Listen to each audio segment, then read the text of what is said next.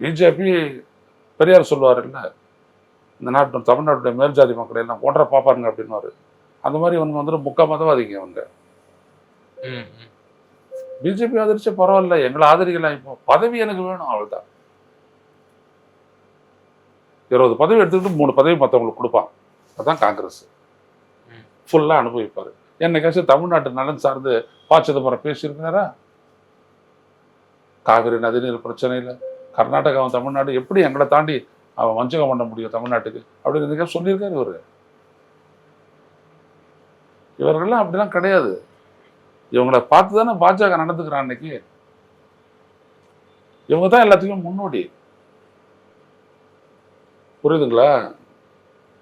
என்னத்த சொல்றது, இதுக்கு மேல சொல்றதுக்கு காங்கிரஸ்காரனை பத்தி பேசுறதுக்கு ஒண்ணுமே இல்லாத.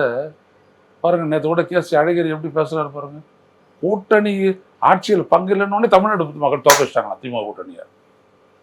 அப்போ போக வேண்டியதானே, அப்பவே கூட்டணி கொடுக்குறேன் அப்படின்னு என்னைக்கும் சொல்லியாச்சு விஜய். அன்னைக்கு போட்டு தொங்க வேண்டியதானே அங்கே.